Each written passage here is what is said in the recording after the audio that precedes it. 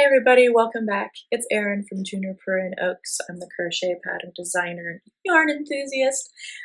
This is part 3 of the Desert Flower Pillow Crochet Along. For part 3, we will be continuing what we learned yesterday, which is the Jasmine stitch.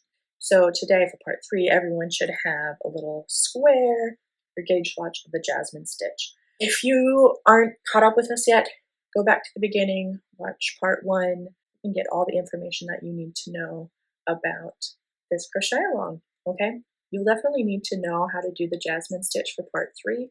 So if you need to go back to the stitch tutorial, watch it as much as you need to, practice as much as you need to, because today we are going to be making a 12-inch pillow panel. So we're going to be taking what we learned yesterday and just expanding on it to make the back panel of the pillow.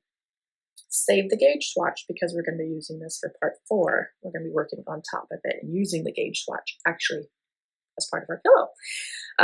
But for part 3, we'll be making a bigger sample like this.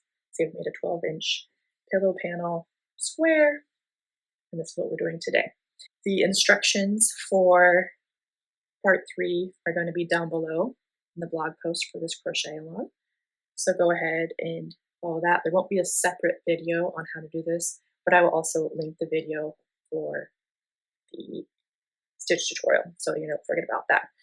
But the instructions will be found in the blog post on how many stitches you'll need, how to make sure that you're on gauge, different tips in order to make your pillow panel. Go ahead and check part 3 of the Pillow Pal. I'm so glad that you're following along. Leave a comment down below.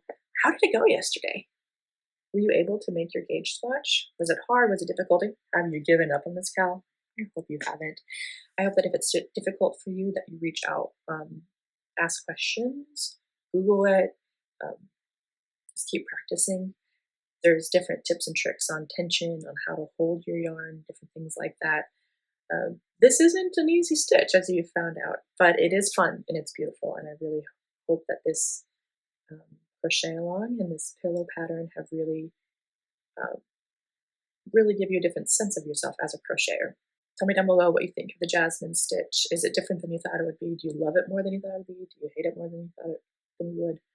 Let me know. I'd love to know in the comments. Make sure that you're subscribed to this YouTube channel and hit that little bell so you're notified anytime I come out with any other yarn related content, crochet alongs, for yarn reviews, whatever happens to come up. Okay, good luck for part 3. I'll see you next time for part